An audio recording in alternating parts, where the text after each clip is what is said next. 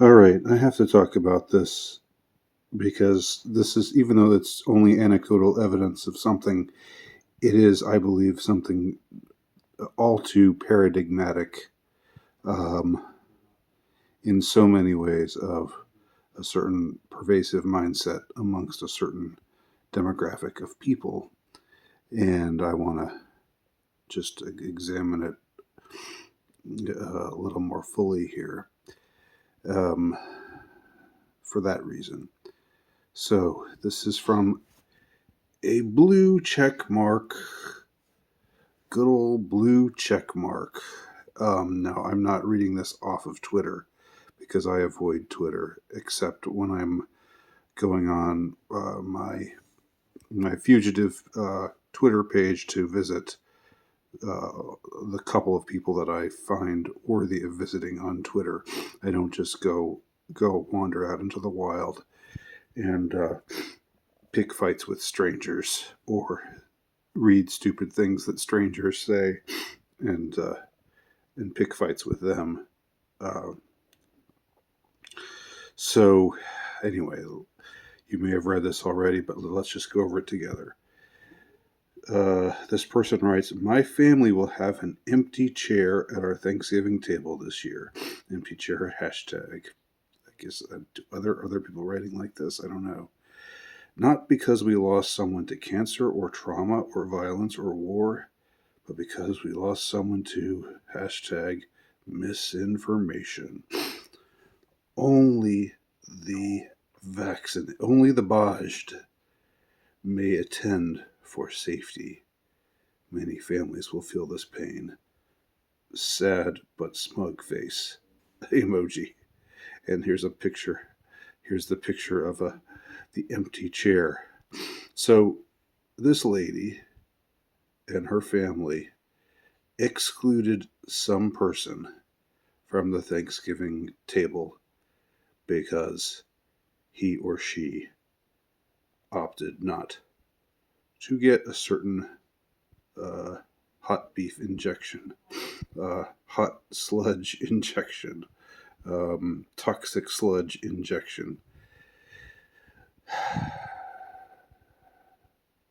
And she's posting that, okay, that's as far as it goes. Like, people can allow or disallow whomever they want to allow or disallow to their Thanksgiving dinner, whatever. I still think it's completely uh, out of. I think it shows the mindset and mentality of someone who is truly out of her mind. But nevertheless, it's her right to do so. But just to post this as if to say, "Look at me, I'm such a good person. I'm virtue signaling." This, in spite of the fact that I'm that that we feel the pain of this person's loss, we must do it because we must take a stand and be good people, uh, and not be not give in to misinformation. And so we're going to exclude this person from our table. That's what Thanksgiving is all about. It's about excluding people from your table if you don't like the decisions that they've made. That's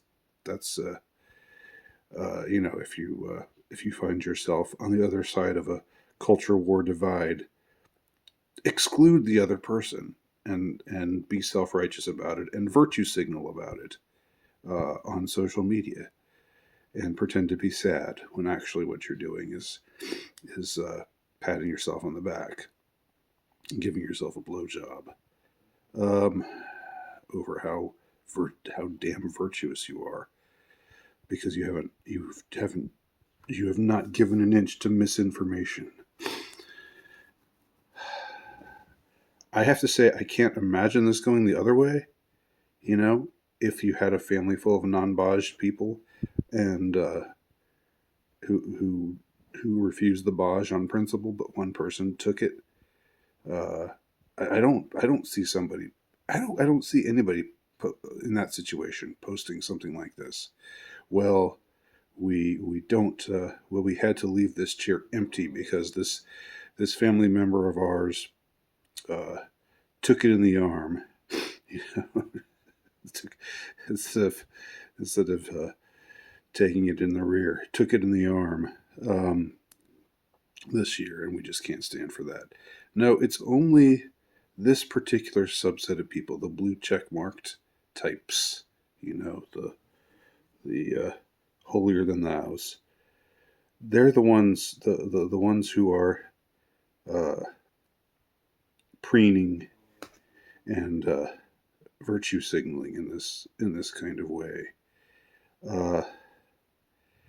And let me also say that, just to close out, this is only for the purpose of virtue signaling. She says only the Baj may attend for safety. But listen, lady, listen.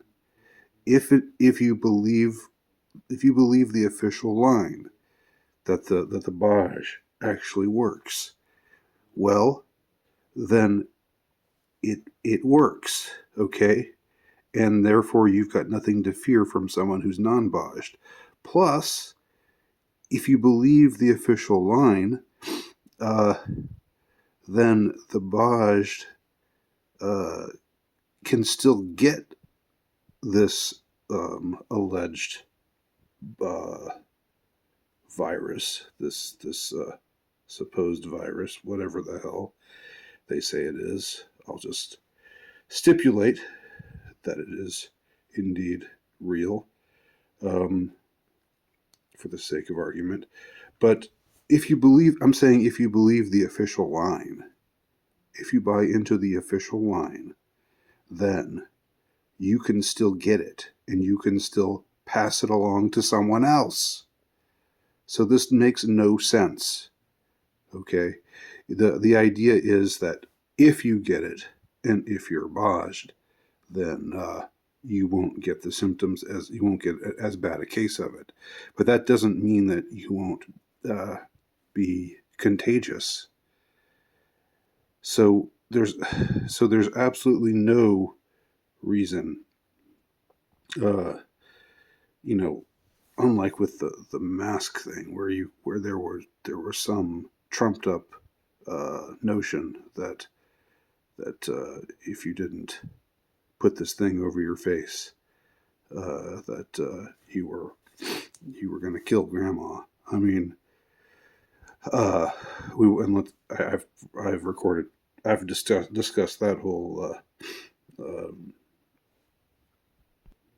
whole series of lies and misrepresentations and specious rhetoric before, but this doesn't even reach that level, because if you are Bajed, you can still get it. If you are Bajed, you can still pass it along.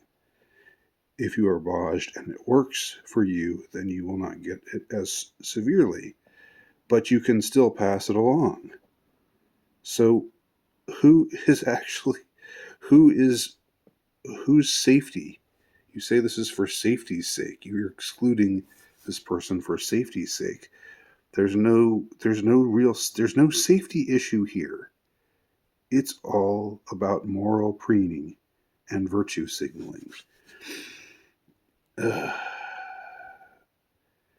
And, it's all about pretending that this hurts you so much, and this is such a difficult thing for you. Well, if it were such a difficult thing for you, you would keep it private. You wouldn't be telling the world about it, and thus trying to show the world what a wonderful person you are because you believe in the science or whatever. Anyway, just had to comment on this. Let me know what you think. Andy Nowicki, altrightnovelist.com.